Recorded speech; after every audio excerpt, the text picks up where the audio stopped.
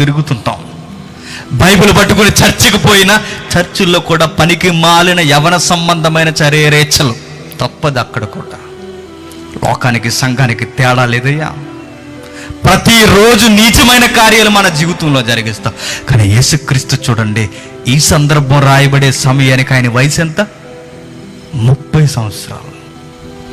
యోర్దాను నది ఒడ్డుకు వచ్చి బాప్తిసం ఇచ్చి యోహాను చేత బాప్తిసం తీసుకునే సమయానికి ఆయన వయసు అక్షరాల 30 సంవత్సరాలు. ఆ 30 సంవత్సరాల్లో తండ్రి అయిన దేవుడు సింహాసనం మీద కూర్చున్నవాడు ఉండలేక అన్న మాట ఏంటో తెలుసా?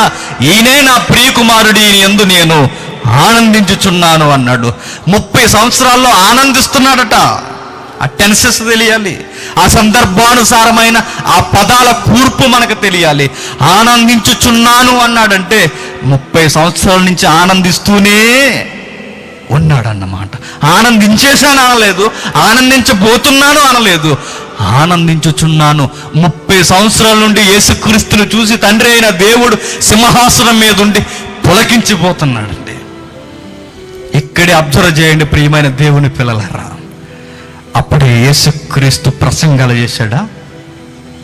చేయలేదు. అప్పటికి యేసుక్రీస్తు బహిరంగ పరిచర్య చేశాడా?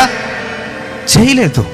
ఆయన కేవలం 3.5 సంవత్సరాలే చేశాడు. మరి 30 సంవత్సరాల్లో ప్రసంగం లేదు, అద్భుతం లేదు, ఏమీ చేయలేదు. బహిరంగంగా ఆయన ఏ ఘనకార్యాలు సాధించలేదు. శిష్యుల బృందం లేదు. అసలు సంఘం అన్న పదానికి ఆయన దగ్గర అర్థమే లేకుండా చేశాడు. మరి 30 సంవత్సరాల్లో ఆయన దేవుణ్ణి, తండ్రి అయిన దేవుణ్ణి ఆనందింపజేసింది కొండ మీద ప్రసంగం కాదా? కాదనే సమాధానం వస్తుంది. దేవుడు అంటున్నాడు, నా కుమారుడైన క్రీస్తును చూసి బహుగా నేను ఆనందిస్తున్నానని. ఏం చేశాడండి? అప్పటికైనా ప్రసంగాలు చేయలేదు, అద్భుతాలు చేయలేదు, సిలువ బలియాగం కూడా లేదు. ఎవరిని రక్షించడానికి కాలు కదిపి ఇంకా బయటకు రాలేదు ఇంటి దగ్గర నుండి. అయినా తండ్రి అయిన దేవుడు ఏం చేస్తున్నాడట? ఆనందిస్తున్నాడట. ఏం చేసి ఆనందింపజేశాడు తండ్రి అయిన దేవుడిని? ఏం చేసి ఆనందింపజేశాడో మనకు అర్థమైతే తండ్రి అయిన